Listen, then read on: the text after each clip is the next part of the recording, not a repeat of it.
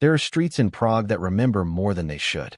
Streets where cobblestones seem to hum with memory, and where even the gas lamps lean ever so slightly inward, like they, too, are trying to keep warm from something long since vanished. Narodova Street is one of those. Narrow, crooked, winding its way up to the castle like a vein of the city's ancient pulse. Tourists today will pass it with cameras and coffee in hand, never knowing the things that have tried to be forgotten there. But in the winter of 1872, it was a different thing entirely. Gray snow gathered in corners like silt, the gutters choked with frozen straw. And on the third floor of number 43, above a neglected locksmith shop, the violinist Marek Vlk was beginning to die. He had not always been a recluse.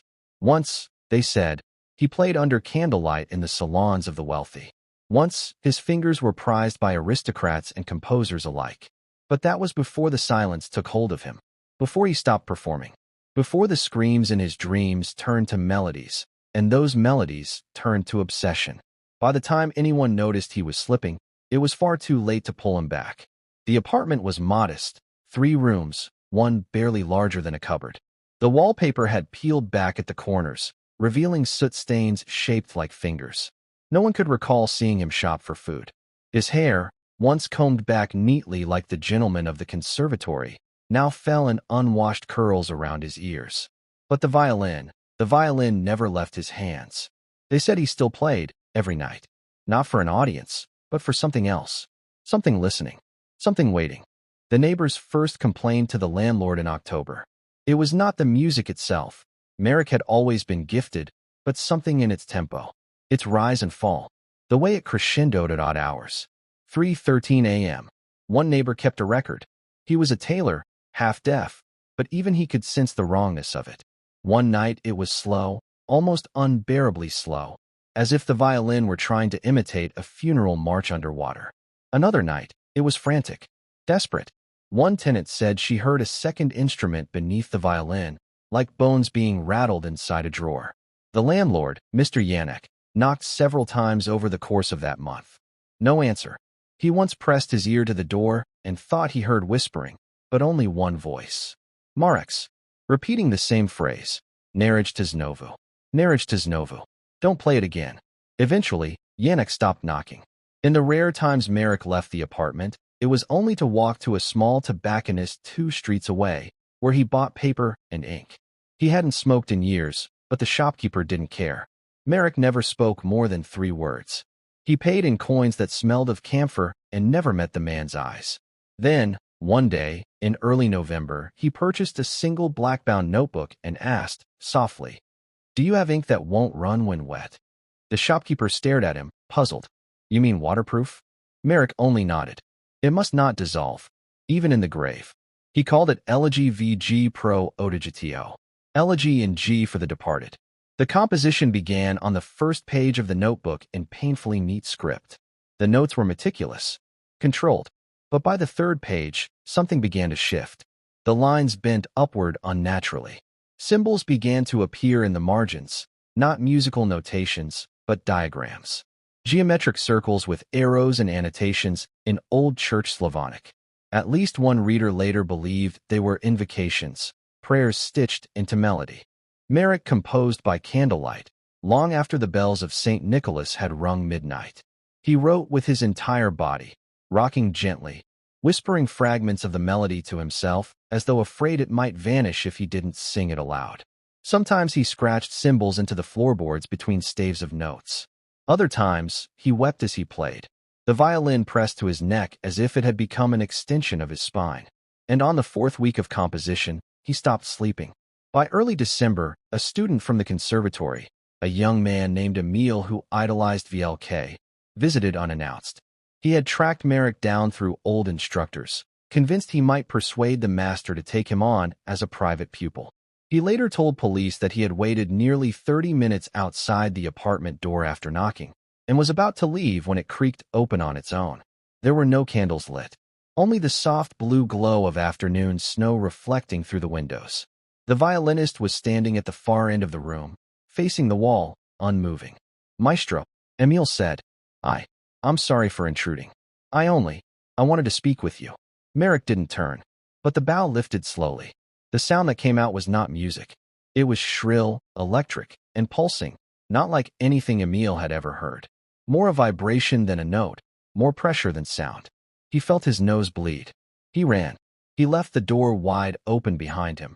And to his horror, no one, not even the butcher 2 floors below, could recall seeing him enter the building at all. On December 19th, the music stopped. Completely. The violin fell silent. And at precisely 7:04 p.m., Marek Vlk was found dead in his chair, the manuscript of Elegy in G open on his lap. The cause of death was recorded as heart failure. No autopsy was performed. Marek had no living family to request one. The attending physician noted an unusual rigidity in the hands, both locked into the posture of playing, one curled as though holding an invisible bow. More curious was the expression on the face. Not fear, not peace, but something in between, an expression the coroner could only describe as listening. The violin lay beside him, perfectly tuned, but its strings had snapped. All 4. Snapped not across the bridge, but at the scroll, as though something had pulled them from the top with great, deliberate force. The manuscript was sealed in a box and passed to the director of the Conservatory. He never opened it. He was found 3 days later, dead at his desk, with dried ink smeared across both eyes. The manuscript was never seen again. There is a photograph of Marek Vlk, taken in 1864 when he was at the height of his fame. He is posed with his violin, standing on the steps of the Rudolfinum concert hall, flanked by other musicians. It is unremarkable at first glance, until you notice the shadows. Everyone else casts one. Marek does not. They blamed it on the exposure time. After his death, the apartment was closed. No heirs came to collect his belongings. The landlord ordered his things burned. But the fireplace would not stay lit, even after dousing the pages of half-finished compositions in kerosene. Eventually, the items were dumped into the Vltava. The apartment sat empty for nearly 7 years. And yet the neighbors continued to hear the faint echo of music. Always after midnight. Always the same melody, soft, gliding low. The same melody, they said, that played at his funeral. The same melody that had never been performed in public. The invitation was simple. 1 sheet of cream paper, folded once, with a black border. At the top, a name, Marek Vlk, violinist and composer, followed by a date, a time, and a location. December 22nd, 1872, 9 o'clock in the morning. St. Rochus Chapel, near Visegrad Cemetery, Prague. There was no scripture quoted. No mention of surviving family. No cause of death. Only the line, typed coldly at the bottom, Requiem to be observed in silence. Music discouraged. For many in Prague's musical circles, it was the first confirmation that Marek Vlk had truly died. Rumors had swirled for months. Some whispered he had already gone mad. Others claimed he had disappeared altogether, spirited away to Vienna or the Carpathians. But the funeral notice was undeniable, and it drew attention. On the morning of the 22nd, a procession of roughly 30 people braved the frostbitten streets to attend. Most wore thick scarves over their mouths. The wind off the river had turned icy. Snow fell in slow, reluctant flakes. Horses steamed at the curb. The city bells had not yet rung, but the sky was already light, the kind of washed-out gray that made it hard to tell if it was morning or merely another version of night. The chapel of St. Rochus was small, baroque, and half-forgotten. Tucked behind the cemetery's old stone wall, it had not hosted a full mass in years. It smelled of mildew and damp wood. The pews creaked under the weight of the mourners. Candles had been lit, but faintly. The wax dripped silently onto the floor. No priest led the service. There was only a caretaker, an old man in a coat that didn't fit, who guided people to their seats with a candle held in one shaking hand. There was no music, and yet, several of those in attendance later claimed they heard something. Not immediately, not when they first arrived, but during the moment of silence that followed the closing of the chapel doors. A sound, soft, threadbare, distant, like someone playing a violin several rooms away. Some dismissed it as imagination. Others said it must have been someone tuning outside. But one attendee, a young woman named Alzbeta Horikova, a violin student at the Conservatory, swore under oath that the melody she heard was the opening bars of a composition she had seen only once in her life. Elegy in G for the departed. It had never been published. never performed publicly. She had seen it only because she had snuck into the director's office 2 days after Marek's death to steal a glimpse of the manuscript before it was locked away. There was no mistaking it, she told investigators years later. It was his. Every note, every tremble of the bow. It was like the air had become strings. I couldn't breathe. The coffin was simple. Unpolished oak. No cross. No handles. It had been sealed early, on the same evening Marek had been found dead. The landlord had paid for the funeral himself, using the remainder of Marek's rent deposit. There was no procession, no hearse. Only a wooden cart pulled by a single gray horse. The coffin was wheeled down the center of the chapel, accompanied by a subtle but immediate drop in temperature. This was attested to by multiple guests. The caretaker refused to approach the altar. He claimed his knees locked up when he tried. One witness said he looked as if he had seen a wolf inside the sanctuary. The coffin was left at the foot of the altar for viewing. And that is when the real silence began. What makes a room fall silent? True silence, not the kind we choose, but the kind that chooses us, is an animal thing. It presses on the chest. It makes the ears ring. It begins in the throat, tightens behind the eyes, and coils somewhere beneath the ribs. That was the silence in St. Rockus. One man began to weep and did not know why. Another woman fainted, though no one noticed until the ceremony had ended. A child who had come with her governess began speaking in a language no one recognized. She was taken outside and did not speak again for 4 days. One musician present, František J. Novak, cellist for the Prague Philharmonic, would later tell a friend that he had not heard music during the service, but something worse, the feeling of a performance about to begin. Like the moment just before the conductor raises his baton, he wrote in a letter. Except no one could see him, and everyone knew he wasn't alive. The music began, if it can be called that, during the final blessing. There was no priest, only a brief Latin invocation read by the landlord himself. And as he stumbled through the words, mispronouncing half of them, a tremor passed through the chapel. Not an earthquake, not a gust, but a vibration, like sound traveling through stone. It began in the floor, and then, unmistakably, a single note. Thin, lingering, drawn from a bow, clear as glass. It came from beneath the coffin. What happened next is preserved in 9 separate written accounts, some more coherent than others. All agree on the essentials. The music grew louder. It was not a full performance, just scattered bars, fragments of something larger, as if someone were testing the sound of the room. The notes were unmistakably Elegy in G. Even those unfamiliar with the piece could feel its emotional pull, mournful, stretched between keys, as though it didn't want to end. As though it was avoiding something, resisting finality. No one saw a musician.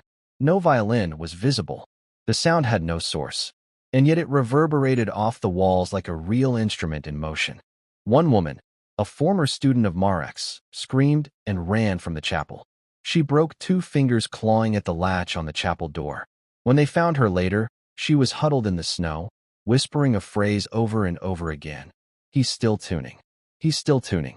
Inside, the music stopped as suddenly as it had begun. And then, nothing. Only the sound of someone exhaling. Or was it weeping? Then silence again. After the service, the coffin was taken out through the side gate and buried in a shallow plot near the southern edge of Visegrad Cemetery. The gravestone was unmarked for several months. A cheap wooden cross was placed temporarily. It rotted by spring. No one from the Conservatory claimed the body. The manuscript of Elegy in G was sealed in an archive vault and forgotten. But those who had heard it at the funeral, and there were many, could not forget. Some began having dreams. One woman reported hearing the music again whenever she stood near mirrors. A man, a piano teacher, swore he saw Marek's face reflected in the surface of his cello, mouth open in song. The caretaker of St. Rockus Chapel quit the following day. He refused to enter the building again. When pressed, he simply said, it was not his funeral. It was his premiere. And he was not the only one to believe that. Among Prague's tighter musical circles, a new rumor began to spread. They said Elegy in G had been cursed from its inception, written not to honor death, but to invite it. They said it was a summoning, not of spirits, but of self. A composition so perfectly attuned to the soul of its creator that it could not be separated from him. And if performed in full, even once, it would act as a tether, dragging the composer back to the world of the living, not as a man, but as something else. Something bound to melody, to rhythm, to breathless silence. Something that could never die properly, because its song had not yet ended. One student, obsessed with the idea, broke into the conservatory vault and attempted to steal the manuscript. He succeeded. For 3 nights, he practiced it. On the 4th, his roommate found him in the corner of their flat, weeping, surrounded by torn-out pages. The manuscript had vanished. The violin strings were coiled around his neck, not tight enough to kill, but tight enough to silence. He never spoke again. When asked what happened, he would only point to his chest and draw a small circle over his heart, as if tuning an invisible string. To this day, the chapel of St. Rochus is no longer used for services. The floorboards beneath the altar have been replaced twice. Visitors still report a strange pressure in the air when they step inside. Some say it feels like sound, just before a note, like the air is holding its breath, waiting for the next bar. For a time, the city forgot him, or tried to. The final snowfall of 1872 fell over Vicerad Cemetery like a white shroud. By Christmas, the modest wooden marker above Marek Vlk's grave had vanished under ice and wind-blown pine needles. The coffin was never visited. No flowers were laid. His name was not included in the Conservatory's year-end memorial for lost faculty and alumni. It was as if Prague had agreed, silently, to bury not only the man, but the memory. And yet, music has a strange way of resisting silence. It began with rumors. Whispers, mostly, always at the edge of conversations. In music halls, in student cafes, behind closed office doors, people who had attended the funeral would glance toward corners of rooms, pause as if hearing something faint but insistent, and change the subject. Something was wrong. Not dramatic, not obvious, but wrong. A cellist at the Rudolfinum canceled a performance, citing a recurrence of tremors in the bow arm, though he had never had them before. A soprano who lived in Malastrana refused to sing indoors, saying the walls echoed her wrong. A violin maker along Charles Bridge began to close his shop before sunset, claiming his tools had moved overnight. And always, in the quiet spaces between these strange behaviors, came a phrase. Heard something last night. At first, the reports were vague. A sound outside the window that could have been wind. The flutter of strings in a corridor. A pattern of 4 notes repeated softly in an empty room. But they shared certain qualities. The sound always came late, between midnight and 4 a.m. It was always faint, just at the edge of perception. And it always had the structure. Not the randomness of noise, but the slow, deliberate contour of melody. Something intentional. Something unfinished. The first truly disturbing account came from a street violinist named Joseph Kalinda, who played for coins outside the church of St. Martin in the Wall. He was known as a humble man, never married, wore the same moth-bitten coat every day of the year. He played basic folk songs and had a thin, reedy tone, more persistent than beautiful. On January 12, 1873, he ran, barefoot, through the streets of Old Town, clutching his violin with bloodied hands. He told constables that a man had stood behind him while he played, silent, close enough to breathe on his neck. But when Joseph turned around, no one was there. I could feel him, he kept repeating. I could hear the bow moving. The instrument he clutched was examined and found to have 3 freshly snapped strings. Cut, not broken. Sliced with something sharp, perhaps a razor. But no one saw anyone approach him. Joseph refused to play again. He was found 2 weeks later, curled under the Old Town Bridge, having drowned in 6 inches of water. His pockets were filled with sheet music, all blank, except for 1 page. It read, "Not finished, not finished, not finished." Then came the student dreams. 3 separate conservatory students, all from different dormitories, reported nearly identical nightmares within the same week. Each dream involved a narrow room lit by a single candle. In the center, a man, gaunt, back turned, bow raised. He played 1 note, and then turned. None of the students could recall the man's face, only that his eyes were too large, and that the candle's flame bent toward him, as though drawn by breath. Each awoke with blood from the nose. One of them, a promising composer named Anna Jelenkova, was found sleepwalking across the Charles Bridge. She was humming. When asked what she was singing, she replied, "He plays to remember what it felt like to have skin." There was talk of sealing the grave. In early February, a small committee from the Conservatory met with city officials to request a stone monument be erected, partly to honor VLK, but mostly to put something heavy and permanent over the soil. The Conservatory director, visibly aged since the funeral, insisted it was for the preservation of reputation. He did not elaborate. The request was denied. City budgets were tight. The grave remained unmarked, and the whispers continued.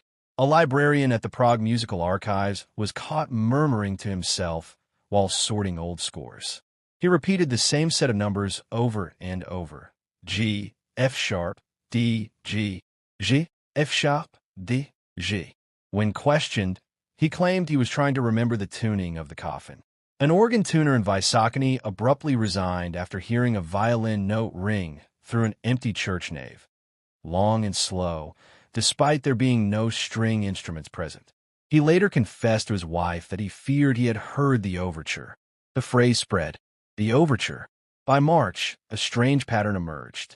Wherever the melody was heard, or suspected to have been heard, people became altered, not possessed, not mad, but changed, more withdrawn, less rhythmic in speech. Some grew hypersensitive to sound. Others stopped speaking altogether. One piano student began removing the hammers from his instrument, explaining he could no longer bear the attack, only the resonance. Another would sit for hours with his ear to the body of her violin, whispering, "He's still practicing." In every case, the melody was described not as a song, but a presence, a shape in the air, as if the composition itself had become animate, and it was looking for a way back in. It was around this time that the rumors coalesced into something sharper, a theory. Not just a haunting, not merely an echo, but a belief that Marek Vlk had succeeded in something no composer had ever done. That Elegy in G had become a conduit, not to the dead, but to himself. That he had written it as a binding, a structure to trap memory, motion, and spirit, not to be played for the dead, but by them, from within them. And now, the composition was seeking a body, a vessel, someone who could finish what Marek had begun. The violin was supposed to have been buried with him. It was, in fact, noted in the mortuary record. Witnesses at the funeral saw the case placed inside the coffin. It was described as black walnut, with brass hinges. But weeks later, a child playing in the alley behind Narodova Street found a violin case lodged between two chimney stacks on the opposite rooftop from Marek's apartment. It was empty. Scratches on the lid, lined in red velvet. The child's parents threw it into the fire. It did not burn. They sold it to a pawn dealer the next day, who in turn sold it to a collector. The collector was found hanging in his study 1 month later. The case was never seen again. One man, a caretaker at Vicerad Cemetery, began leaving offerings near Marek's grave. A coin, a broken bow, a scrap of sheet music. When asked why, he replied only, "He's still trying to find the downbeat." On Easter Sunday, he vanished. His keys were found on the grave, arranged in the shape of a treble clef. By May, the Conservatory was forced to act. The few surviving pages of Elegy in G were sealed in a lead-lined box and placed in a crypt beneath the school, behind the pipe organ. An unofficial agreement was made. Never speak the title. Never attempt to play it. Never hum its bars. It became known only by its nickname among students, the unfinished air. But still it was heard, in faint street echoes, in the rustling of concert curtains, in the tuning of instruments that would not stay tuned. One night, a professor was found alone in the practice hall, scribbling frantically on the walls with rosin dust. He had written the same phrase over and over. "He's almost in time."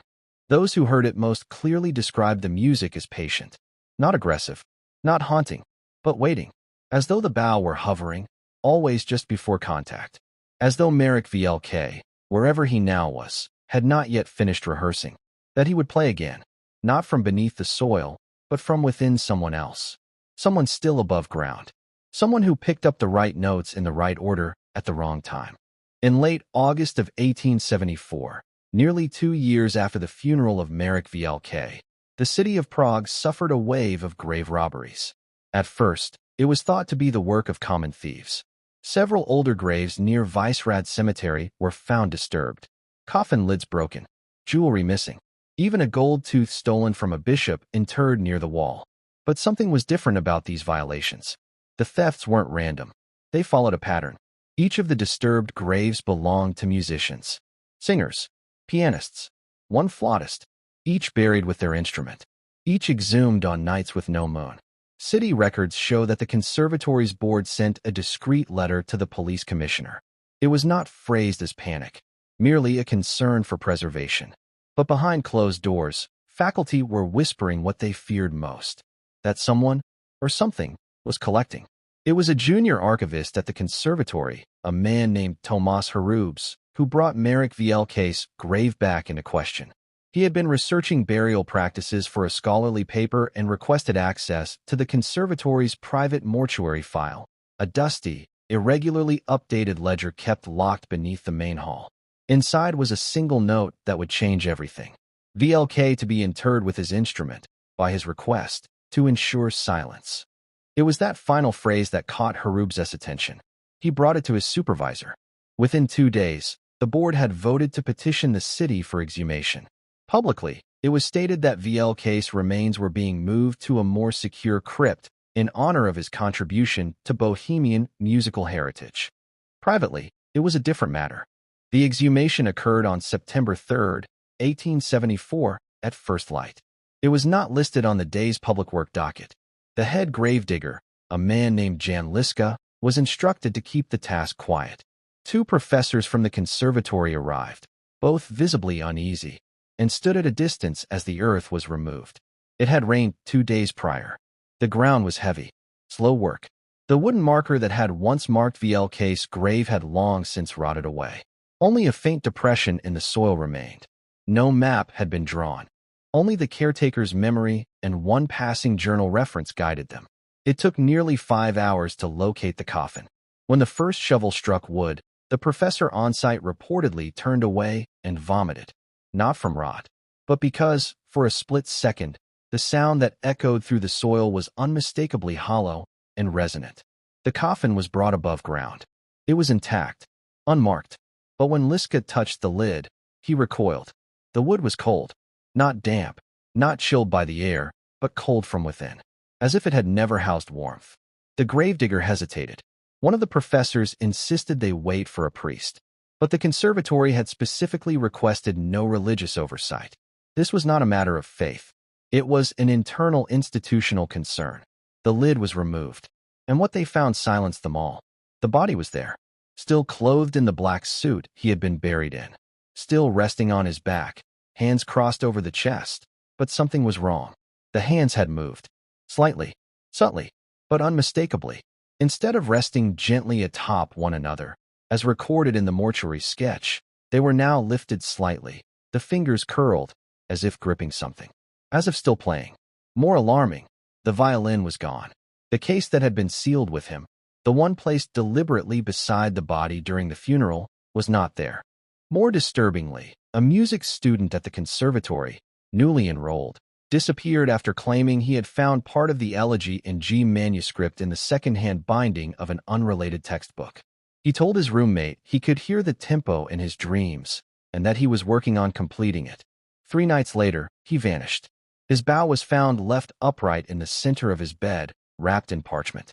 On the parchment were the same markings found inside the coffin lid. The sheet music pages were never recovered. There's a saying among old musicians in Prague, one not found in books, not taught in classes, but passed from mouth to ear in low tones. If you hear the bow warming up, cover your ears. He only needs a listener. They say Marek Vlk is not dead, not in the way most are. They say that composition was not an elegy, but a rehearsal. And one day, when someone plays it, even by accident, even a single bar, he will return, not from the grave, but from beneath the melody. They say music has memory, not just of the composer or the moment of its creation, but of every hand that ever touched it, every room it echoed through, every silence it broke. A melody, once born, becomes a kind of ghost. Elegy in G for the Departed was never published, never premiered, never written in full, or if it was, no copy has survived. And yet, somehow, it continued to be heard. Not on stages, not on recordings, but in fragments, in the trembling hum of tuning pegs, in the draft that moves through closed practice rooms, in the bow hand of students who find themselves playing phrases they cannot remember learning. The composition had not died with Marek Vlk. It had simply become untethered. The first death attributed to the elegy as a curse, explicitly, in writing, occurred in 1881. A violinist named Theodor Vitak, known for eccentric solo recitals, collapsed mid-performance at the National Theatre. He had been playing a program of traditional Romani folk songs. Nothing unusual, when he suddenly stopped, stared into the upper balcony, and began to play something else. Witnesses described the shift immediately. The tone became unfamiliar, mournful, a phrase repeated 3 times, descending each time, as if losing its footing. Then silence. He dropped the bow, fell to his knees, and whispered, "He's inside the note." He died before paramedics arrived. The violin he had been holding showed no signs of damage, but its strings were hot to the touch. The phrase "the curse of the elegy" entered Prague's underground lexicon shortly after, not among the general public, but in hushed conversations among music students, composers, and curators. A ghost story with structure. A legend built from ledger entries, missing manuscripts, and patterns too strange to ignore. Pattern 1. Students who went missing were often those who had touched the remaining fragments of Marek's music, in textbooks, in old notebooks, in footnotes to obscure lectures. They all showed signs of obsession. Not possession. Obsession. Pattern 2. Each person who claimed to have heard the elegy in full eventually went mad, mute, or missing. Pattern 3. Every violin found near one of these individuals had the same detail. The G string was stretched slightly out of tune. Not randomly, but consistently. Sharpened a quarter step, just enough to pull every note into a state of unease. One story came from an old janitor at the Prague Conservatory who claimed to have found a locked drawer in the abandoned office of a retired theory professor. Inside, he found a single sheet of music, scorched around the edges, labeled only Vlk, final revision. He told no one. Not at first. But that night, he said, he dreamt of a room filled with rosin dust and black candles. A man was playing, back turned, and behind him, a wall of mirrors. Each mirror held a different image of the man, old, young, skeletal, rotted, hollow-eyed, and each moved at a slightly different tempo. He woke screaming, with blood on his fingertips and sheet music stuffed under his tongue. The drawer was never found again.